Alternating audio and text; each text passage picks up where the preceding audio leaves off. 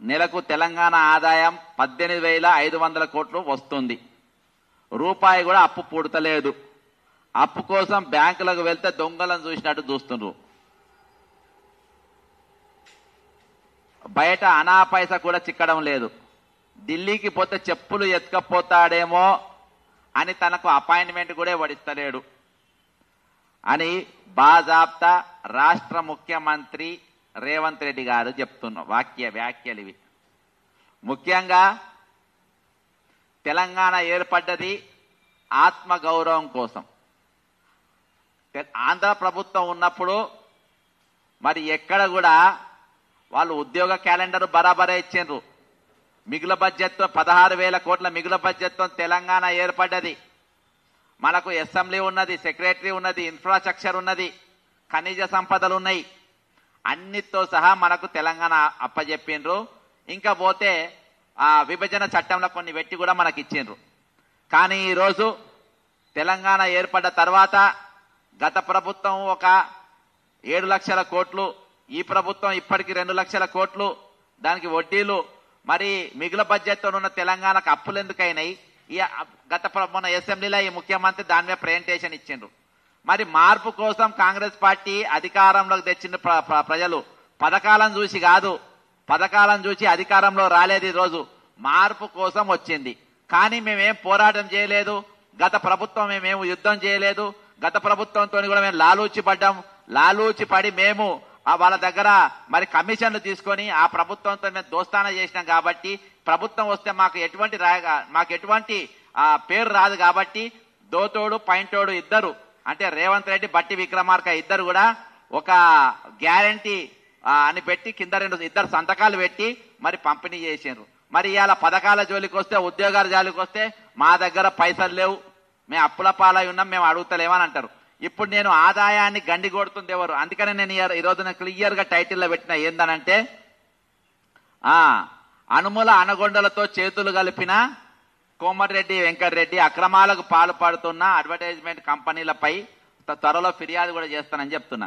ఈరోజు నేను 2 డిపార్ట్మెంట్లు, ఇది లెటర్ ఆఫ్ అగ్రిమెంట్లు, 2 డిపార్ట్మెంట్లు కలిపి కొన్ని వేల కోట్ల రూపాయలు ఏ విధంగా ప్రభుత్వానికి గండి కొడుతున్నాయి. రేవంత్ రెడ్డి గారు, నేను మీకు స్పష్టంగా చూపెడుతున్నా, తెలంగాణ అనేది అప్పులల్లో లేదు. తెలంగాణ అనేది అప్పులల్లో బలవంతంగా మీరు నెట్టవేయబడ్డ తెలంగాణ అనేది ఎక్కడ కూడా దారిద్ర రేఖ కిదుగా లేదు. తెలంగాణను బలవంతంగా మీరు నెడుతున్నారని చెప్తున్నా.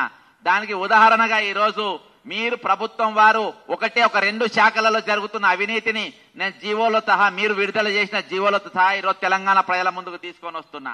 ఈరోజు ఒక మున్సిపాలిటీలో దాదాపు 100 శాఖలు ఉంటాయి, 100 శాఖలు నడుస్తూ ఉంటాయి. అందులో నేను కేవలం ఒక అడ్వర్టైజ్మెంట్ వింగ్ మాత్రం తీసుకుంటున్నా. అడ్వర్టైజ్మెంట్ వింగ్ లో మన తెలంగాణలో ఉన్న కేవలం మన జిహెచ్ఎంసీలో ఉన్న కంపెనీలు ఎన్ని అంటే 209 కంపెనీలు ఉన్నాయి. ఇవి 209 అడ్వర్టైజ్ కంపెనీలు కేవలం తెలంగాణ హైదరాబాద్ జిహెచ్ఎంసీలో ఉన్న కంపెనీలు. ఇవి తెలంగాణ మొత్తంలో దాదాపు 1000 కంపెనీలు ఉంటాయి. ఈ 209 కంపెనీలు తెలంగాణ ఉద్యమం వస్తే బ్రహ్మాండంగా ఉంటది, తెలంగాణ ఉద్యమం వస్తే మాకు చాలా బాగుంటది అని చెప్పేసి వీళ్ళందరూ కూడా తెలంగాణ ఉద్యమంలో చురుగ్గా పాల్గొన్నటువంటి కంపెనీలు. తెలంగాణ వచ్చినాక ఏమైంది అయ్యా అని అంటే, గత ప్రభుత్వం వీళ్ళకెళ్ళి గుంజుకొని వీళ్ళని హైదరాబాద్ అంటే జిహెచ్ఎంసీ అవతలకి వెళ్ళగొట్టిండ్రు. ఇక్కడ బోర్డులు ఉండడానికి వీల్లేదు, అవి ఉండడానికి వీల్లేదు అని చెప్పేసి ఈ రోజు ఆనాటి ప్రభుత్వం వాళ్ళ ప్రభుత్వ పెద్దల కోసం వాళ్ళకు లాభం అయ్యేటట్టుగా 1-2 కంపెనీలే ఉంచి, అంటే లీడ్ స్పేస్ కానీ, ప్రకాష్ యాడ్స్ కానీ, అసొంటి ఒక 2-3 కంపెనీలో ఉంచి తక్కిన 209 కంపెనీలు హైదరాబాద్ లకి వెళ్ళి జిహెచ్ఎంసీ బయటికి వెళ్ళగొట్టిండ్రు. ఎలగొట్టిన తర్వాత మరి ఆ రోజు ఏమైంది? ఆ రోజు కూడా 1000 కోట్ల రూపాయలు నష్టం, 1000 కోట్ల రూపాయలు ఆ రోజు కూడా నష్టం జరిగింది ప్రభుత్వానికి. మరి అదే విధంగా ఈ రోజు ఈయన ఏం చేసినంటే, లేదు నిన్న హైదరాబాద్కి వెళ్ళి ఎలగొట్టింది కదా, మేము హైదరాబాద్కి వెళ్ళి కాదు, మేము మొత్తం తెలంగాణకి వెళ్ళి ఎలగొడతాం అనే స్థాయిలో ఈరోజు అనుమూల రేవంత్ రెడ్డి ప్రభుత్వం తెగబడ్డది. దీనికి ఎవరెవరు చేతులు కలిపారు? వీళ్ళతోని కోమటిరెడ్డి వెంకటరెడ్డి కూడా చేతులు కలిపారు. ఇక వీళ్ళ కథ చెప్తా, వీళ్ళు ఎట్లా కథ చెప్తున్నారో. ఇగో ఈ జీవోలు ఎట్లా వచ్చినాయో, ఏ కంపెనీలు తీసుకొచ్చినాయో చెప్తా. ఇందులో ప్రధానంగా ఉన్నటువంటి వ్యక్తులు 3. ఒకటి, ముఖ్యమంత్రి రేవంత్ రెడ్డి గారి సోదరుడు అనుమూల కృష్ణారెడ్డి, ఆయనతోని ఫయ్యం ఖురేషి అనేట ఆయన, ఇంకొక ఆయన కోమరెడ్డి వెంకరెడ్డి ఆర్ఎన్బి మినిస్టర్.